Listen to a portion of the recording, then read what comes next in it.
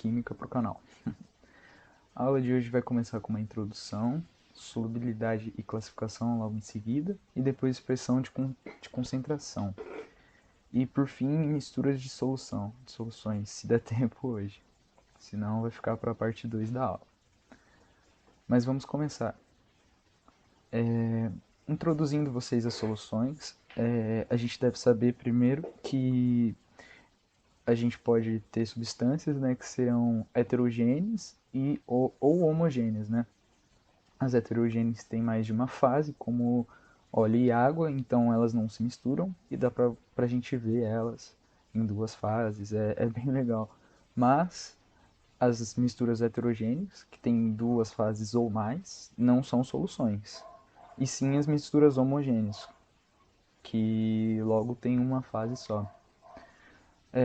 Pela imagem, a gente consegue ver que a gente tem um solvente e adiciona um soluto. Normalmente o soluto, no grande caso, grande maioria, o soluto é uma fração do solvente. Logo, o solvente vai ser, a quantidade do solvente vai ser maior. E quando você dilui o soluto no solvente, você forma a sua solução. Bom, o processo de solubilização, como é que ocorre essa reação? Existe alguns tem três, mas só que os mais abordados, o mais comum, a grande maioria do processo, acontece através da polaridade, desculpa, ou afinidade eletrônica. Vamos por partes. Como é que funciona a polaridade? Por exemplo, a água. Ela é uma mistura polar, logo ela tem polos positivos e polos negativos. E nessa matéria a gente tem uma regrinha básica, que os semelhantes se dissolvem. Ou seja, se eu tenho, no caso, por exemplo, água, que é uma mistura, que é uma substância polar, e etanol, que também é uma substância polar. Se eu misturar os dois, logo eles vão formar uma mistura homogênea, que vai ser de uma fase só por causa da polaridade deles. Porque eles vão ter ligações. A água, né? Ela é feita de ligações de hidrogênio. E quando a gente vai misturar ela com o etanol, essas ligações de hidrogênio vão se romper e vão se ligar com as moléculas, vão fazer ligações de hidrogênio também com a molécula de etanol. Logo, por causa da polaridade, pelo fato dos dois serem polares, dos dois terem polos positivos e polos negativos na mesma substância. Mas, decorando a regrinha básica, que é semelhante se dissolve, ótimo. Porque existe também os apolares, que vão ser dissolvidos se forem semelhantes. E a afinidade eletrônica, que também tem uma base na polaridade.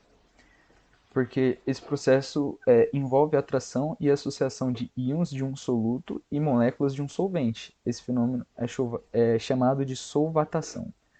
No caso aqui, a gente tem na setinha o exemplo do cloreto de sódio, NaCl, que quando vamos dissolver em água, por exemplo, fica o Na+, e Cl-. O que quer dizer Na+?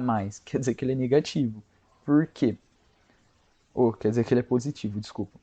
Por quê? Ele perdeu um elétron, mas ele perdeu, quer dizer que ele vai ficar positivo? Sim, porque o elétron ele é negativo, logo se ele perde, ele fica positivo. E o Cl, né, que é o cloro, ele ganhou um elétron. Se ele ganhou algo que é negativo, logo ele vai ter uma eletronegatividade maior. Mas isso a gente vai ver certinho na aula de eletroquímica.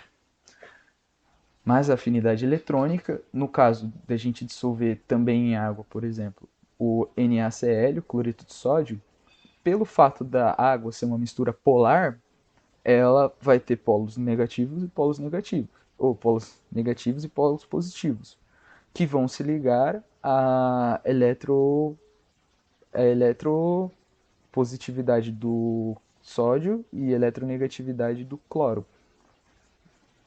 E também tem a afinidade eletrônica, que são os anodos e os íons, né? Isso acontece por causa do cátodo e pelos ânodos, desculpa. Bom, solubilidade e classificação. Existe um limite chamado de coeficiente de solubilidade, que é, por exemplo, até onde a gente consegue dissolver um soluto em uma solução. quanto ele aguenta dissolver, né?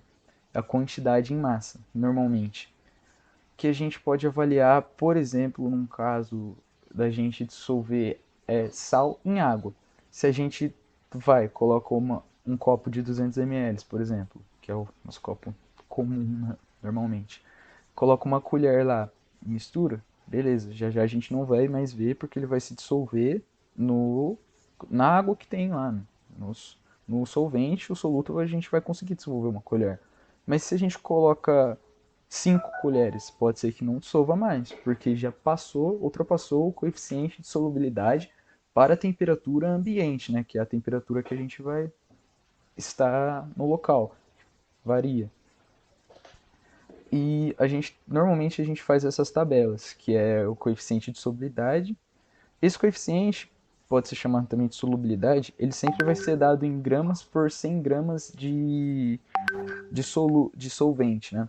Então é grama de soluto por grama de solvente. Isso a gente vai ver mais para frente nesse próprio vídeo ainda, que chama a concentração comum, né? Mas calma. Então a gente pode analisar que conforme vai variando a temperatura, que no caso ali está aumentando conforme você vai descendo a tabela, vai variando o coeficiente de solubilidade também da substância. Quando você plota esses números num gráfico, o eixo x que está plotado a temperatura e o eixo y que está plotado o coeficiente de solubilidade, a gente consegue perceber que ele está aumentando. Logo, quanto mais a gente esquenta a substância, maior é a quantidade que eu consigo dissolver o meu soluto naquele solvente específico. A maioria dos sais, quando a gente esquenta a substância, aumenta a temperatura, ele tende a ganhar, a dissolver mais, o coeficiente de solubilidade dele tende a aumentar. Por quê? Porque quando a gente esquenta, a gente agita as moléculas, certo? E o coeficiente de solubilidade, para ele dissolver algo, ele precisa de energia. Só que isso daí não é regra, gente. Isso daí a gente tem que ver que é só uma coisa que acontece comum, mas não é regra. Então se atentem a essas pegadinhas que podem acontecer, ainda mais em vestibular. Normalmente a gente tem que ficar. É meio suspeito quando tudo tá encaixando bonitinho. Mas a gente vai treinar bastante isso, então fiquem tranquilos. Bom, existem alguns tipos de soluções, especificamente três, que são soluções saturadas, soluções insaturadas e soluções supersaturadas. Por partes novamente. O que é uma solução saturada, por exemplo?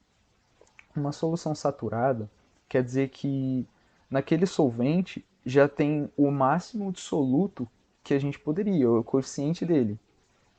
A gente chegou naquele limite.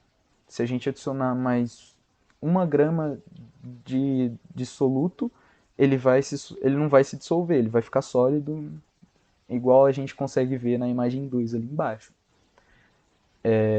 Que é uma solução saturada, né? A imagem do meio é uma solução saturada, que ele adicionou em 40 gramas de. Não, desculpa. Ele tem uma solução de 40 gramas e adicionou. Não, ele adicionou 40 gramas isso, de algum sal. E esse a gente consegue perceber que ele só consegue dissolver 36 gramas de sal. Logo, 4 gramas fica sólido no fundo. Temos as soluções insaturadas também, que ela tem uma menor quantidade de soluto, ela ainda não atingiu aquele coeficiente de solubilidade. Então eu consigo dissolver mais algo lá. Que no caso aí a gente consegue ver por lógica que é 6 gramas desse sal que ele está colocando. Porque ali na imagem, a primeira imagem, ele adicionou 30 gramas de soluto no solvente dele e está insaturado ainda, não solidificou nada, não ficou nada sólido, ele conseguiu diluir tudo, dissolver tudo, desculpa.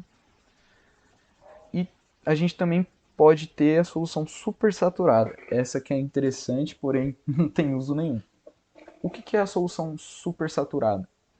É uma solução que ela tem mais do que o coeficiente de solubilidade dela permite. Como que isso ocorre? Essa solução ela é formada por quando a gente adiciona calor, né? Aumenta a temperatura do nosso solvente. Então, a gente aumentou, em consequência, o coeficiente de solubilidade dele, certo? Quando esse coeficiente aumentou, por exemplo, aqui nessa figura, ele colocou 40 gramas do sal. E, né, a essa temperatura isso é possível. Isso foi possível. Ele agitou lá, dissolveu tudo certinho. E aí ele vai voltar para a temperatura ambiente. Se ele volta de maneira muito devagar, essa solução vira uma solução supersaturada, porque a mesma temperatura ambiente do que as outras, ela conseguiu dissolver tudo.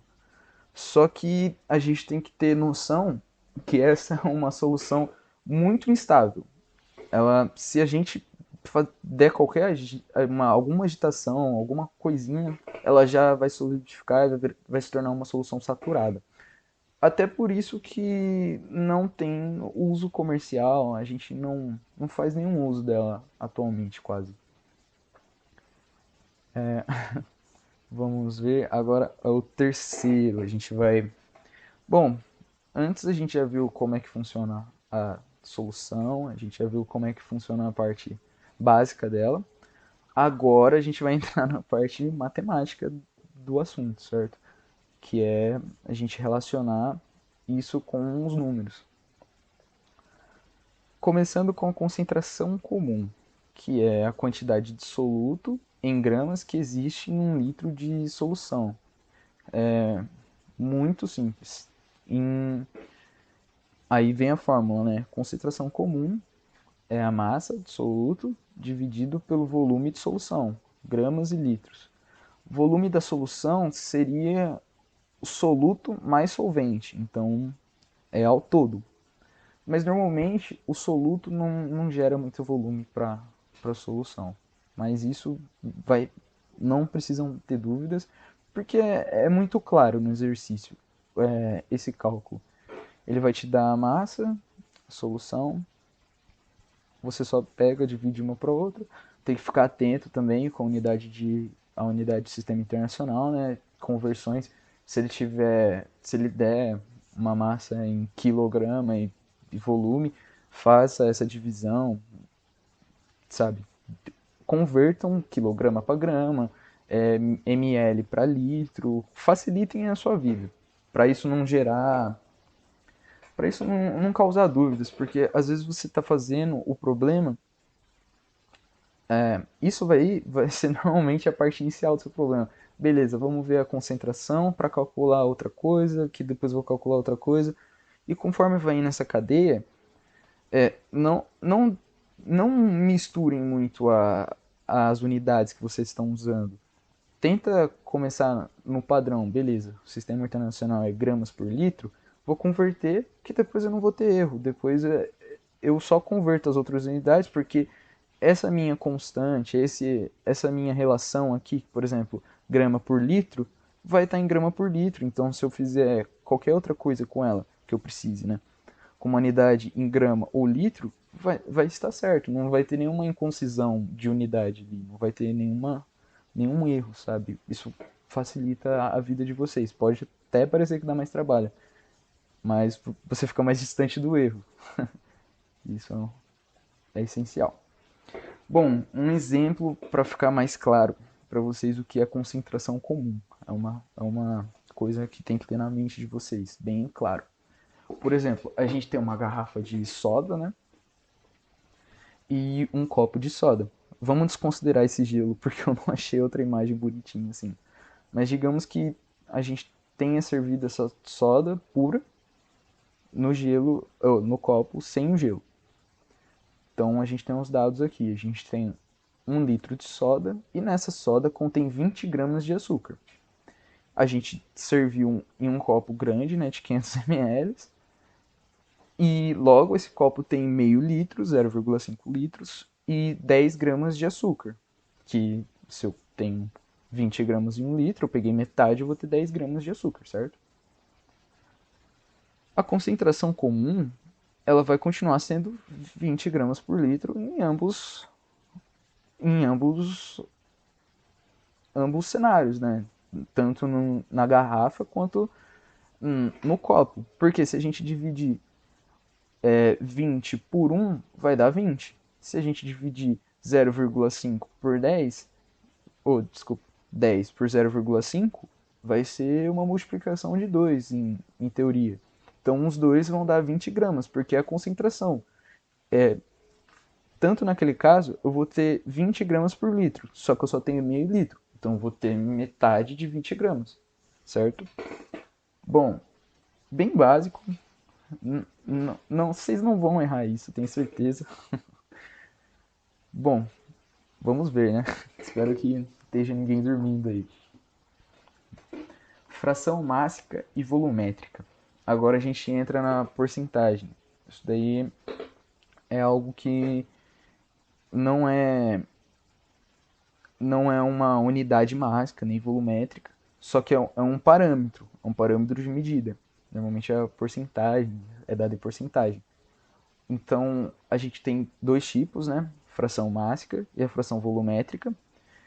E dentro desses é a fração mássica e a porcentagem mássica, mas isso daí vocês vão ver que é extremamente simples. O que, que é? Vamos começar pela fração mássica. O que, que é a fração mássica? Na fórmula, é a massa do soluto dividido pela massa da solução. O que, que é a massa da solução? É a massa do solvente mais a massa do soluto, que aí vai você dissolveu o soluto no solvente e formou a solução. Então a massa da solução é a massa dos dois, certo? Se você faz essa divisão, você vai ter normalmente um número decimal, 0,5, 0,25, algo assim. E o que, que essa fração mássica quer dizer? Por exemplo, se eu tenho 20 gramas de cloreto de sódio, sal, e diluir em 80 gramas de água, eu tenho 20 dividido por 20 mais 80, que é 100. Logo, eu vou ter 0,2, né? O que, que esse 0,2 me indica? Se a gente for analisar depois a porcentagem, que é fazer isso vezes 100, isso vai dar 20. E o que, que esse 20 vai me indicar? Quer dizer que nessa solução, 20% é o meu soluto. Essa é a fração mássica. 0,2 é só a maneira decimal de você portar essa quantidade, que não é uma unidade. É só alguma expressão, sabe? Então, se a gente tem 20%, 20% da massa dessa solução é do meu soluto, o resto é o meu solvente. Isso é uma maneira mais clara. Normalmente os exercícios vão te dar isso para você analisar e falar, beleza, eu tenho a minha fração mássica é 0,2. Isso daí é 20%, aí o raciocínio vai ser, isso daí é 20%. Então, se eu tenho 1.000 litros de água, 20%, logo 200 litros vai ser o meu soluto. E 800 foi o solvente que eu usei. Isso vai facilitar o seu cálculo. Tipo, você tem essa compreensão, sabe? Bom, se eu tenho, por exemplo, 0,1, então 0,1 da minha solução, ou seja, 10%, é do meu soluto, o resto era solvente. Isso daí é uma maneira de passar essa informação, sabe? Prova que você vai fazer exercício vestibular, ou se for para você calcular isso, ainda melhor, porque é mais fácil. Mas se você tem que usar essa compreensão para tirar os seus dados para resolver um exercício, é assim que funciona. Tipo, 0,1, esse 0,1, minha fração mássica, o 0,1 vai ser a massa do meu soluto e o resto vai ser o meu solvente, porque ela é em relação à solução, certo? Bom, fração volumétrica e porcentagem volumétrica. Agora, em vez de você usar a massa, né, que foi usada, vai ser o volume. Então é o volume do soluto dividido pelo volume da solução, calculando do mesmo jeito, é volume de solvente mais volume de solução, certo? Que aí se você multiplicar esse número decimal que vai sair dessa divisão, ele vai virar um número em porcentagem, né? Isso é uma maneira da gente expressar como é que a nossa solução está dividida de uma maneira não unitária, de uma maneira de expressão mesmo, certo? Bom, fiquem tranquilos que a gente vai treinar bastante isso. Quem não entendeu vai ter lugar e hora pra gente tirar dúvidas, mas espero que tenham entendido, porque é um conceito simples, é uma coisa que ele expressa a proporção de soluto que tem na solução. E nisso dá para você tirar diversas coisas também. Por exemplo, se eu sei que tanto da minha tal proporção da minha solução é soluto, se eu souber também quanto que eu tenho de solução, eu tenho, obviamente, a massa ou o volume do meu solvente. Então, você pode ter diversas análises sobre isso, entendeu? Agora, o molar.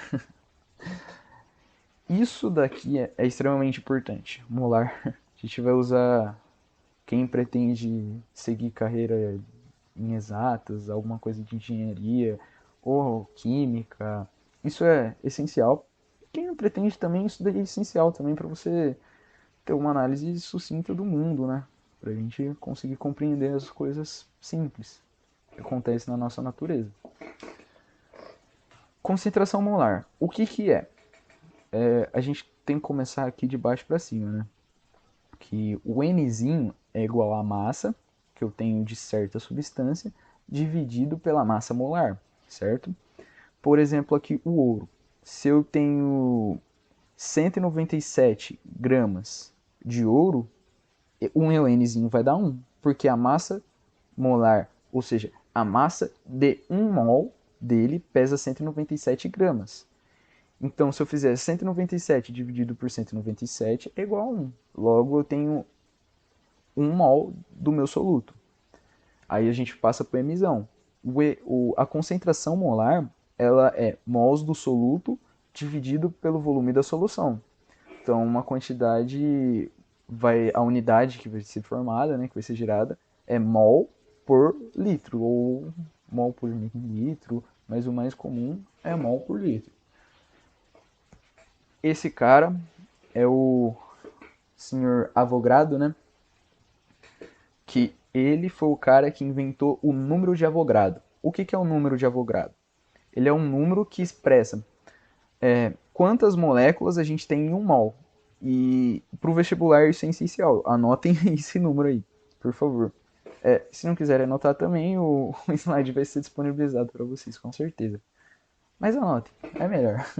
Vai estar mais fácil de seu alcance. Por exemplo, o número de Avogadro. 1 mol é igual a 6,02 vezes 10 a 23 moléculas.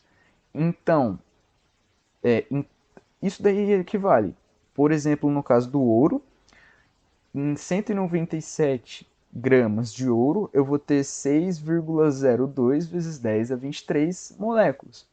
Porque 197 gramas é igual a 1 mol. E 1 mol é igual a esse número de moléculas, certo? Que está mais especificado embaixo.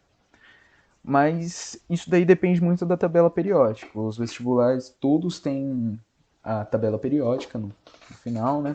Que é o apêndice.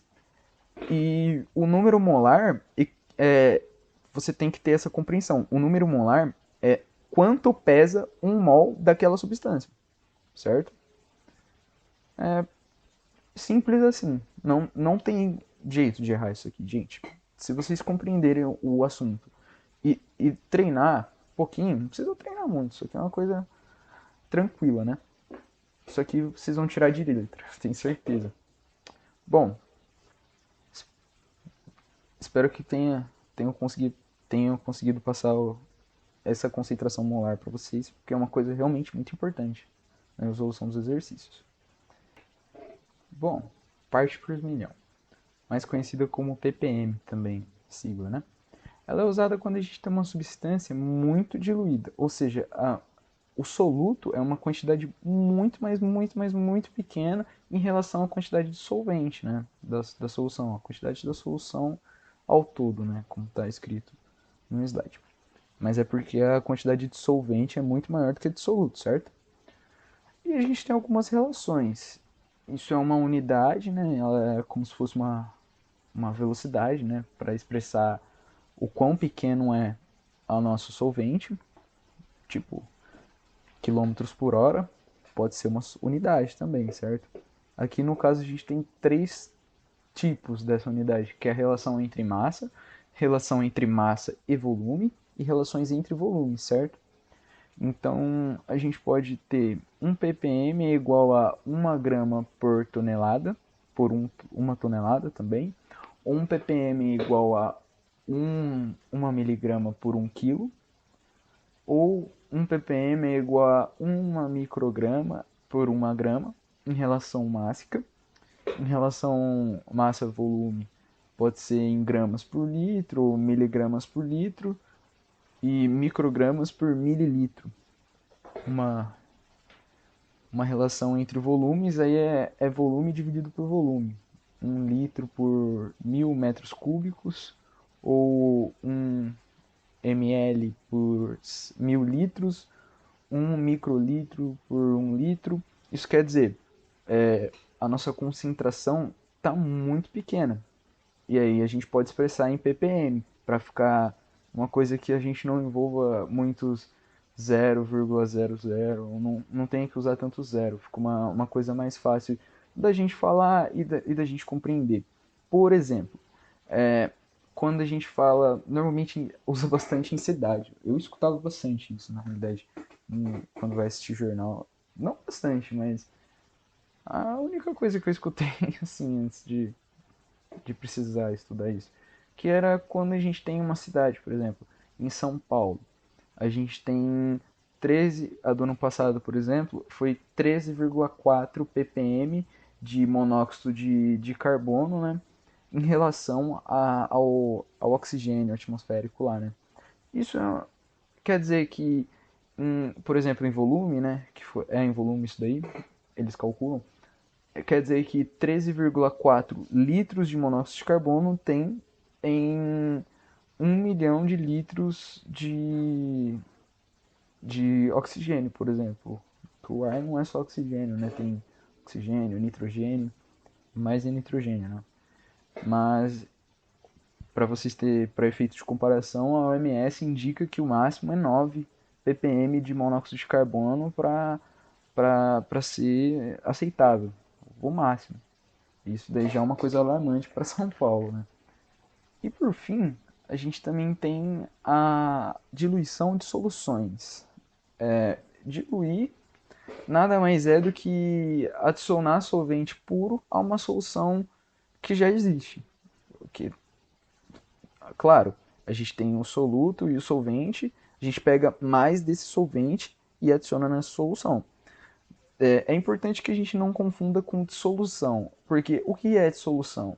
É quando a gente tem o solvente puro e adiciona desculpa, a gente tem o soluto puro e adiciona solvente nele. Então você vai fazer a solução. A gente, o ato de diluir é pegar uma solução pronta já e diluir ela, adicionar mais solvente puro. No caso da imagem da gente fazer um refresco em pó, né? A gente pega, adiciona o tangue, né, na jarra e faz a dissolução. A gente pegou o soluto, colocou lá e adicionou o solvente. Logo, ele tem uma concentração, certo? A gente viu que está muito forte o suco, vamos diluir. A gente pegou mais água, que é o nosso solvente que a gente utilizou, né? E colocou mais água. Logo, aquele soluto que estava em uma quantidade X de água, agora está em uma quantidade maior de água. Ou seja, a concentração dele diminuiu. Isso a gente pode ver através dessas contas. Onde aqui do lado está explicando o que é cada um, mas eu vou explicar as equações. Concentração inicial é igual a massa dividido pelo volume inicial. É concentração comum, a gente viu, então não vai ter erro nisso. Logo, a concentração inicial, que é a que estava maior, é igual ao volume que estava menor. É a massa, desculpa, a massa que é uma constante, ms, porque a massa do soluto não mudou, certo? A gente só adicionou mais solvente, mas a massa do soluto ainda continua a mesma. Então, A nossa concentração inicial, que é a que estava menor, é igual à massa, que é a constante, dividido pelo volume inicial, que é um volume um pouco menor. E a nossa concentração final, que é uma concentração menor, é igual à massa do solvente dividido pelo volume final, que é um volume maior, certo? Então, se a gente percebeu então que a massa do solvente é uma constante. Então a gente tira o volume e passa multiplicando, né? Tá dividindo, passa multiplicando. Então vai ficar VI multiplicado por CI é igual a MS, certo? E a concentração final multiplicado pelo volume final também é igual a MS. Logo a gente pode falar, bom, se isso é igual a massa do soluto e o outro também, a gente pode fazer uma comparação, né? Uma igualdade, que foi o que e é como que surgiu a última fórmula. Logo, a concentração inicial multiplicado pelo volume inicial é igual à concentração final multiplicado pelo volume final, certo? Porque, vê se faz sentido. A concentração inicial é maior e o volume inicial é menor. Quando a gente aumenta o volume, diminui a concentração. Então, é uma igualdade, porque faz, certo? Quando um aumenta, o outro diminui. Eles são inversamente proporcionais, certo? Então, por exemplo, a gente quer saber a concentração final. O exercício deu concentração inicial, volume inicial e volume final. A gente sabe a concentração final. É só passar o volume final dividindo e aí vai ser igual a concentração final é igual a concentração inicial multiplicado pelo volume inicial dividido pelo volume final. Isso você pode fazer para qualquer um, certo? Então, é simples, não tem como errar isso daí também, gente. Bom, vocês vão ver que o exercício vai envolver alguns cálculos. A gente começa em um e termina no outro. Aí que surge o erro. Mas, como a gente vai treinar bastante, acho que vocês vão chegar tranquilos para fazer o vestibular. Vai dar tudo certo. A gente vai ficando por aqui por enquanto. Eu acho que tem bastante conteúdo já, para não ficar algo muito carregado. Semana que vem eu volto, a gente termina essa aula. E aí eu já mando o exercício para vocês também. Tô planejando fazer uma aula para terminar essa aula 1 e já começar com os exercícios. Aí eu vou mandar pelo Classroom para vocês e a gente vai treinando, beleza? Depois a gente pode fazer uma aula para resolver os exercícios também, se não ficou, se alguém não conseguiu. Mas é algo bem simples por enquanto. Uma parte introdutória mais da matéria, para a gente conseguir abordar outros assuntos, certo?